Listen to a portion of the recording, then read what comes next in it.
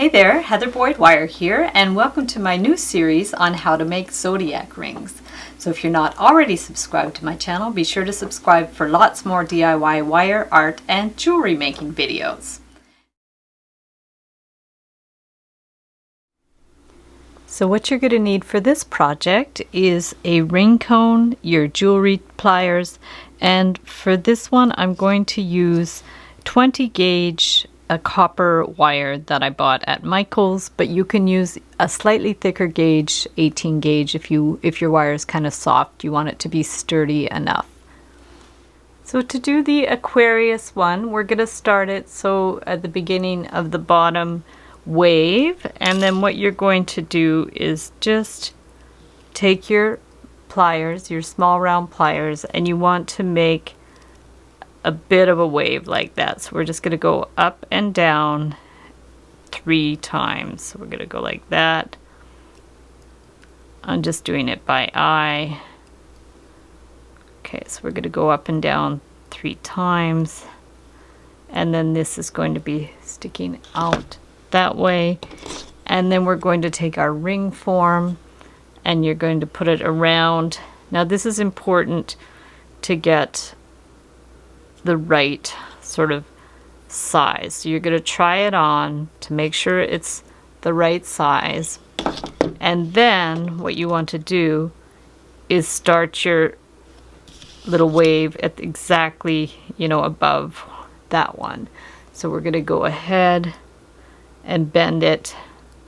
So this is sort of following the same pattern as the first one. So with our small pliers, we're just going to go up and down again. This one I actually did on my live stream a little while ago, and so I can link up that one below as well. The live streams are always a little bit fuzzy because they're the technology. I do them on my iPad, and so they end up being not so clear. It goes in and out of focus all the time.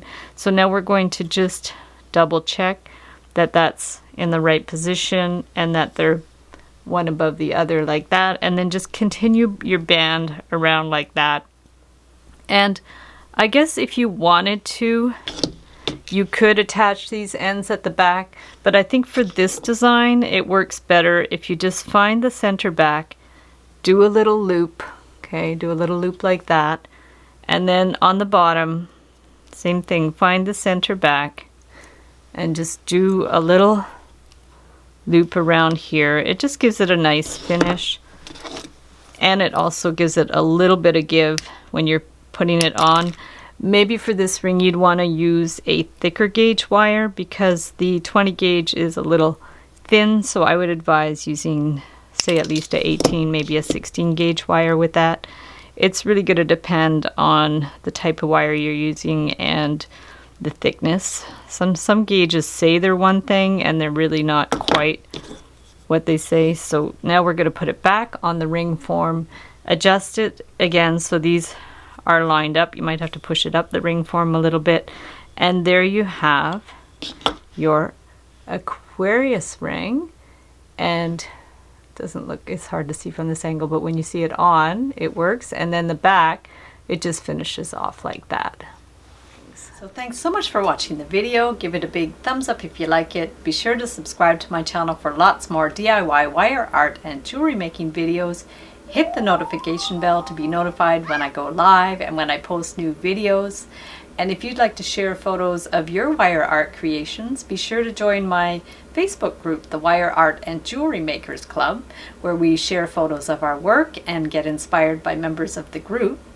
And if you'd like to check out our Etsy shop, we make all kinds of custom wire art and jewelry on Etsy.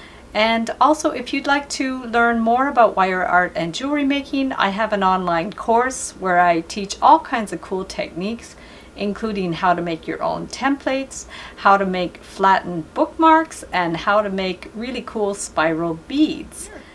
Thanks for watching.